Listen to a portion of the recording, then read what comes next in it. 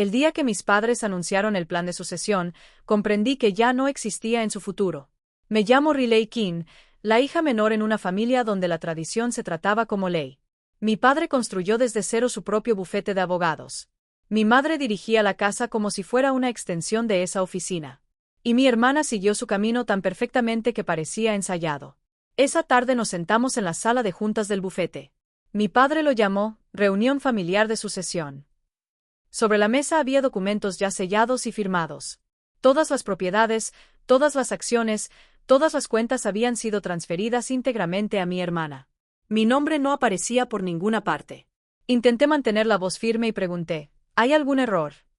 Los ojos de mi padre seguían fijos en los papeles mientras decía con calma, tú no recibes nada. No hubo explicación, ni vacilación, solo esas palabras llenando la sala. Mi madre bajó la mirada, en silencio. Mi hermana ni siquiera parpadeó. La decisión ya estaba tomada mucho antes de que yo entrara. El silencio que siguió no fue paz. Fue el sonido de una puerta cerrándose para siempre. Me puse de pie, asentí una vez y salí antes de que me temblara la voz. Afuera, la lluvia difuminaba las luces de la ciudad mientras caminaba hacia el parking. Recordé la noche en que les dije que quería programar en vez de ser abogada. Esa fue la noche en que dejé de pertenecer a esta familia. Mirando el letrero luminoso del bufete, susurré, si ellos me dieron nada, yo misma me construiré todo. Nunca imaginé que el día en que me dijeron, no recibes nada, se convertiría en el día en que lo gané todo. Si alguna vez te han menospreciado por elegir tu propio camino, quédate hasta el final. Esta historia también puede ser tuya. 3 meses antes de ese día, todo todavía parecía normal. Mi padre, Richard King, era el fundador de King y Asociados, un bufete que se había convertido en el orgullo de nuestra pequeña ciudad. Se le conocía por su precisión, su disciplina y su creencia de que el éxito se podía heredar como un tesoro familiar. Mi madre, Eleanor, manejaba las finanzas del bufete y del hogar con la misma autoridad silenciosa, equilibrando ambos mundos como si fueran uno solo. Mi hermana Lidia encarnaba todo lo que ellos valoraban. Tenía una postura perfecta, un timing perfecto y un futuro que ya parecía escrito. Se vestía como mi madre y hablaba como mi padre. En cada cena, la conversación siempre volvía a sus últimos logros. El orgullo en sus voces sonaba a aplausos. Yo también estaba orgullosa de ella, aunque a veces ese orgullo pesaba. Yo, Riley, era la callada del rincón, tecleando en un portátil viejo que jadeaba cada vez que lo encendía. Mientras mi familia hablaba de clientes y expedientes, yo escribía pequeños programas, construyendo mundos invisibles de lógica y color. No era glamuroso, pero me hacía sentir viva. Me encantaba cómo unas líneas de código podían convertirse en algo funcional, algo mío. Era como crear orden en un lugar donde yo no tenía ninguno. Una noche durante la cena, el aire olía a romero y al leve amargor del vino. Mi padre preguntó por mis planes para la universidad. Su tono era educado pero cargado de expectativas, de esos que en realidad no son preguntas. Lidia habló primero, contando que le habían ofrecido unas prácticas a través de uno de los socios senior de mi padre. Los ojos de mi madre brillaron mientras alargaba la mano por encima de la mesa para tocar la suya, ya imaginando el diploma enmarcado que pronto colgaría junto al de mi padre. Cuando la conversación llegó a mí, sentí el peso de todas las miradas. Respiré hondo y dije que había decidido estudiar ingeniería de software. Les conté que quería construir algo por mi cuenta, tal vez desarrollar aplicaciones que cambiaran la forma en que la gente vivía y trabajaba. Por un momento nadie habló. El tic-tac del reloj llenó el silencio. Mi padre dejó lentamente el tenedor, su expresión indescifrable. Mi madre miró su plato como si la comida hubiera perdido el sabor de repente. La sonrisa de Lidia se congeló. Entonces mi padre dijo, con una voz calmada pero más fría de lo que jamás le había oído, si te apartas del derecho, no esperes nada de mí. Las palabras no resonaron, pero se quedaron flotando en el aire, pesadas e irreversibles. Sentí un dolor silencioso creciendo en el pecho, de esos que no te rompen de golpe, sino que te vacían poco a poco. No discutir, no supplique. Sabía que discutir solo haría el muro más alto. Asentí en silencio, comprendiendo que ese era el momento en que todo cambió. Después de la cena subí a mi cuarto y empecé a hacer la maleta. No tenía muchas cosas que importaran. Algo de ropa, mi portátil y un cuaderno lleno de código a medio terminar. Metí entre las páginas una vieja foto familiar, no porque me hiciera sentir segura, sino porque necesitaba recordar de que me estaba alejando. Cuando salí, el aire de la noche se sentía extraño, afilado de libertad y miedo. Las luces de nuestra casa brillaban detrás de mí, firmes y lejanas. No Meyer atrás. En algún lugar de esa calle silenciosa, con nada más que una mochila y un sueño, decidí que perder todo lo que me habían prometido podía ser la única forma de encontrarme a mí misma. 6 meses después compartía un apartamento de una habitación con 2 desconocidos. El lugar era estrecho, con una luz de cocina que parpadeaba y una calefacción que solo funcionaba cuando quería. Aún así, era mío de una forma en que la casa de mis padres nunca lo había sido. Trabajaba de barista en una cafetería a 2 cuadras, preparando expresos para estudiantes y oficinistas que me miraban como si fuera invisible. El sueldo apenas cubría mi parte del alquiler, pero era suficiente para mantener las luces encendidas y comprar fideos instantáneos. Todas las mañanas antes del amanecer abría la cafetería, limpiaba mesas y practicaba una charla superficial que nunca usaba. Después del turno caminaba hasta la biblioteca para estudiar programación. Mi portátil era lento, mis ojos siempre cansados, pero programar me daba algo estable cuando todo lo demás era incierto. Me enseñé JavaScript, Python y un poco de diseño con tutoriales gratuitos y foros online. Mis ahorros se derritieron más rápido de lo que esperaba. Alquiler, comida, transporte, todo iba carcomiendo lo poco que me quedaba. El único lujo al que no renuncié fue el acceso a Internet. Sin él estaba desconectada del mundo al que intentaba entrar. Vivía de café barato y una determinación silenciosa. Una tarde lluviosa, cuando la cafetería estaba a punto de cerrar, una voz conocida pronunció mi nombre. Me giré y vi a mi tía Diane, la hermana menor de mi padre. Ella había sido ingeniera de software antes de dejar el mundo corporativo para montar su propia consultoría tecnológica. A diferencia del resto de la familia, siempre me había hablado como si yo importara. Nos sentamos después de cerrar y escuchó mientras le contaba sobre mi trabajo, mis estudios y cómo apenas flotaba. Diane sonrió y dijo, si vas en serio con la programación, ven mañana a mi espacio de coworking. Hay un escritorio vacío junto al mío. Al día siguiente fui. Su oficina estaba llena del zumbido suave de ordenadores, paredes cubiertas de pizarras y olor a café fuerte. Se sentía viva. Por primera vez en meses volví a sentirme vista. Diane no me dio dinero ni lástima, solo espacio y wifi. Empecé a pasar allí cada minuto libre, construyendo algo propio. Una app móvil llamada HomeAce. Era sencilla. Conectaba propietarios con técnicos locales autónomos. Quería que los problemas cotidianos fueran más fáciles, como encontrar a alguien que arreglara una fuga sin tener que hacer 1000 llamadas. La idea nació de mis propios dramas viviendo en ese apartamento donde todo se rompía. Pasaron semanas y mi rutina se convirtió en un ritmo. Trabajar, programar, dormir, repetir. Cada noche veía cómo la app tomaba forma en la pantalla, como ver crecer músculo a un sueño frágil. Cuando por fin funcionó, envié HomeAce a un concurso de startups en Boulder. No esperaba gran cosa. Era como lanzar un mensaje en una botella al océano. Una mañana mientras calentaba leche en la cafetería, mi móvil vibró con una notificación de correo. Me limpié las manos, desbloqueé la pantalla y leí, has sido seleccionada para la ronda final. Me temblaron las manos. Por un momento no pude respirar. Leí el mensaje 3 veces, temiendo que desapareciera. Miré alrededor, los clientes ruidosos, la máquina de espresso siseando como un pequeño motor, y sentí algo que llevaba mucho sin sentir, esperanza. Ese verano todo empezó a cambiar. El aire en Boulder se sentía más luminoso, cargado de energía de posibilidad. El concurso de startups había abierto una puerta que nunca imaginé que pudiera ser mía.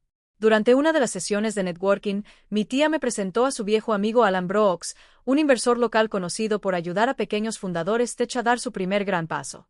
Alan tenía poco más de 50, sonrisa paciente y la clase de confianza que viene de ver nacer y morir ideas durante décadas. Cuando Diane le habló de mi app, escuchó con atención, hizo preguntas que no supe responder de inmediato y luego dijo, nos vemos la semana que viene. Quiero ver lo que has construido. Esa única reunión cambió el ritmo de mi vida. Alan se sentó a mi lado mientras presentaba HomeAce en mi viejo portátil. La interfaz aún era tosca pero funcional. No pareció fijarse en los defectos. En cambio miró el código y dijo, hay algo honesto en esto. Lo construiste para resolver un problema real. Me ofreció ser mi mentor y financiar el desarrollo inicial a cambio de una pequeña participación. Acepté sin dudarlo. A partir de ese día mi mundo se convirtió en un ciclo de café, código y agotamiento. Alan se reunía conmigo 2 veces por semana en el coworking para revisar avances mientras Diane me recordaba que comiera algo que no fueran fideos instantáneos.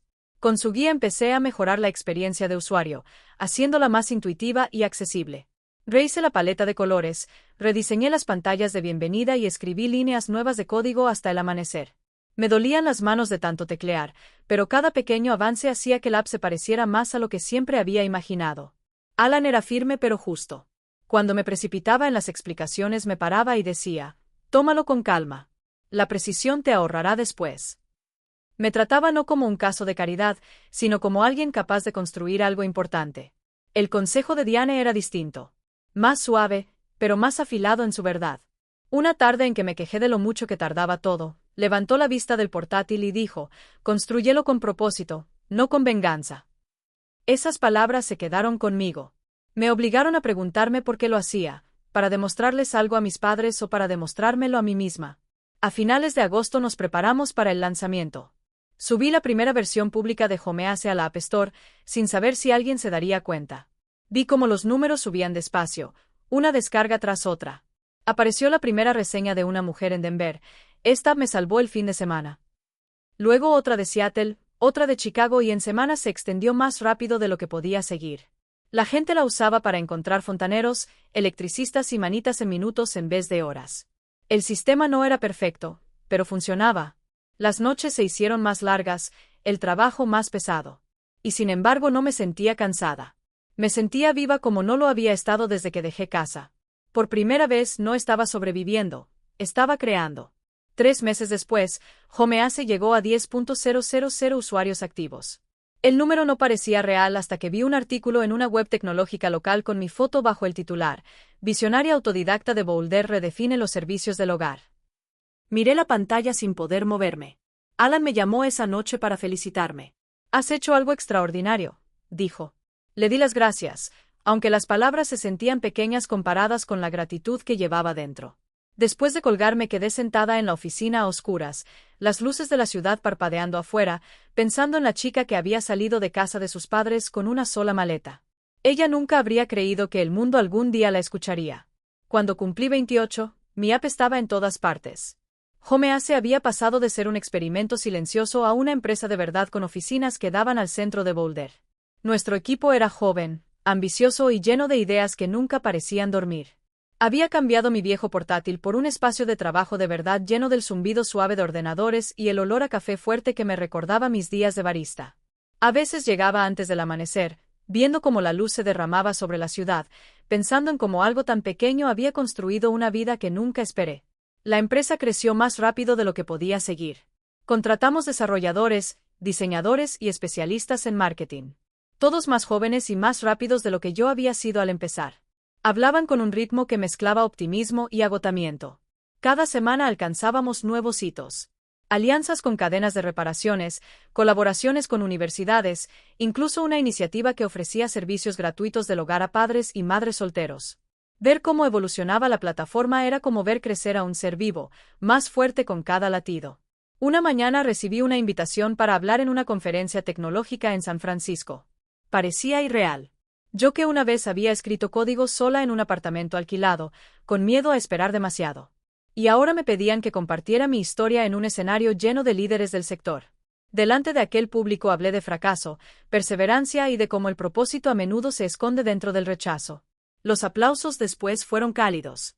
Pero lo que más se quedó conmigo fueron los asentimientos silenciosos de personas que parecían entender. Ese mismo año mi tía Diane decidió jubilarse. Dijo que quería viajar antes de que le dolieran las rodillas. Almorzamos juntas en la misma cafetería donde yo una vez serví café a desconocidos. Se rió mientras le contaba sobre nuestra nueva oficina, los inversores y las reuniones sin fin. Antes de despedirnos le entregué un sobre con documentos que transferían una parte de la empresa a su nombre. Protestó al principio, pero le dije, «Tú me diste mi primer escritorio. Te lo mereces más que nadie». Sus ojos brillaron de orgullo y por primera vez me di cuenta de cuánto de mi valentía había venido de ella. Pero el éxito rara vez existe aislado. Una tarde saltó una alerta de noticias en mi móvil, Kin y asociados bajo investigación por irregularidades financieras. Miré el titular sintiendo una extraña mezcla de incredulidad e inevitabilidad. Mi padre, el hombre que una vez definió el éxito en nuestra familia, ahora era interrogado por las autoridades. El bufete que había resistido décadas se derrumbaba bajo su propia ambición. Lydia había asumido parte de la dirección tras la Facultad de Derecho y, según los informes, luchaba por contener el desastre. Durante días intenté no pensar en ello. La parte lógica de mí decía que no era mi problema. Pero por las noches me sorprendía preguntándome cómo se sentirían ellos. El silencio en la mesa de la cena, la punzada del arrepentimiento llenando el aire.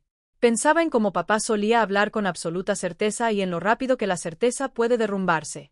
Entonces una tarde, mientras revisaba informes en mi oficina, sonó el móvil. Era mamá. Dudé antes de contestar. Su voz era suave, cuidadosa, como si temiera que colgara. Riley, dijo, tu padre quiere hablar. Durante un largo instante no dije nada. Fuera de la ventana, las luces de la ciudad parpadeaban como recuerdos lejanos. La oficina estaba en silencio salvo por el leve zumbido de las máquinas. Casi podía oír la voz de mi padre en ese silencio, como sonaba cuando me decía lo que no podía hacer. Pero esta vez el poder había cambiado. Ya no era la niña que buscaba aprobación. Era alguien que había construido su propio mundo desde la nada. Respiré hondo y dije, dile que llamaré mañana. Cuando vi sus nombres en la pantalla ya lo sabía. Sentí un peso en el pecho antes siquiera de contestar. Mi asistente me había dicho antes que había gente esperando en el vestíbulo, pero no me dijo quiénes. En cuanto caminé hacia la puerta de cristal y vi la postura rígida de Richard, orgullosa, fingiendo un control que ya no tenía, comprendí que este día era inevitable. Mamá estaba a su lado, expresión suave pero ensayada, y Lidia un paso atrás, apretando tanto el bolso que los nudillos se le ponían blancos.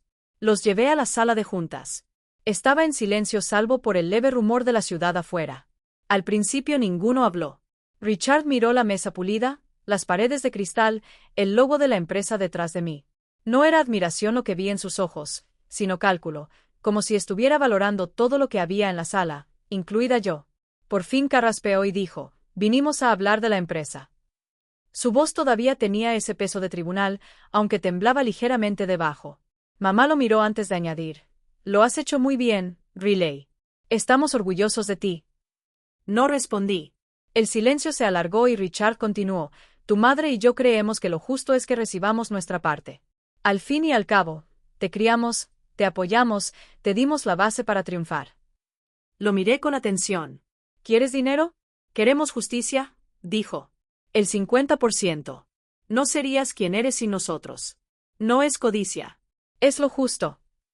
Por un momento sentí el viejo frío de la niña que una vez se quedó fuera de su despacho esperando que la escucharan. Pero esa niña ya no existía. Me recosté en la silla y dejé que sus palabras resonaran antes de contestar. ¿Recuerdas lo que me dijiste cuando me fui de casa? Dijiste, si te apartas del derecho, no esperes nada de mí. Mi es nada. ¿Te acuerdas? La mandíbula de Richard se tensó y mamá alargó la mano por encima de la mesa, casi suplicante. Riley, solo queremos arreglar las cosas, que vuelva a ser justo. Justo, repetí en voz baja. Justo habría sido creer en mí cuando lo necesitaba. Justo habría sido dejarme existir sin tener que ganármelo. Nadie habló. El peso del pasado colgaba entre nosotros. Lidia mantenía la mirada baja, trazando círculos invisibles en la mesa con el dedo. Cuando la miré, alzó la cabeza.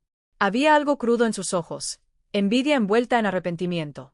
Susurró, no sabía que llegaría a esto. Asentí. Yo tampoco, pero llegó. Richard soltó el aire con brusquedad, como si el aire mismo lo traicionara. Eres una desagradecida, dijo. Después de todo lo que hicimos por ti.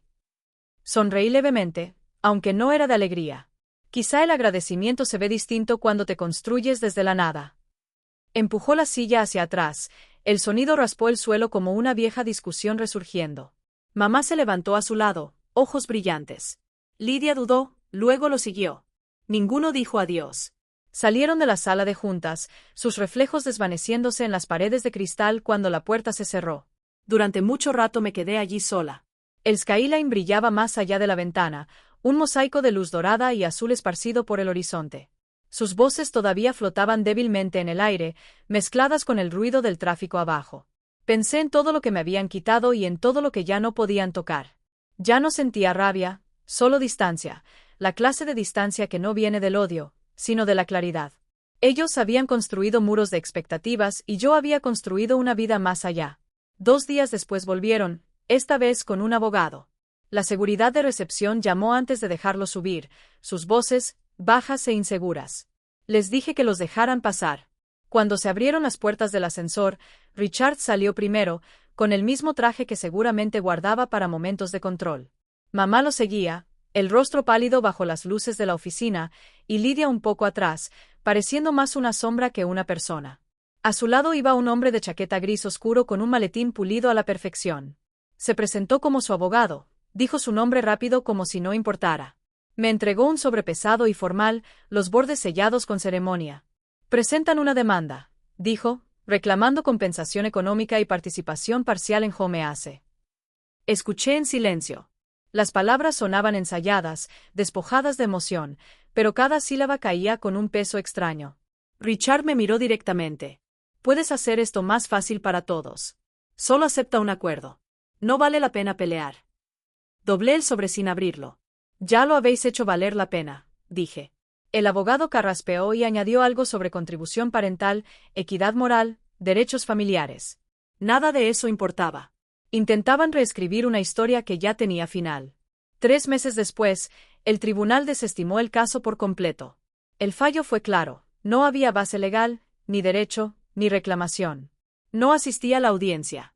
Mi equipo legal me envió el veredicto por email, unas pocas líneas que cerraban un capítulo de años.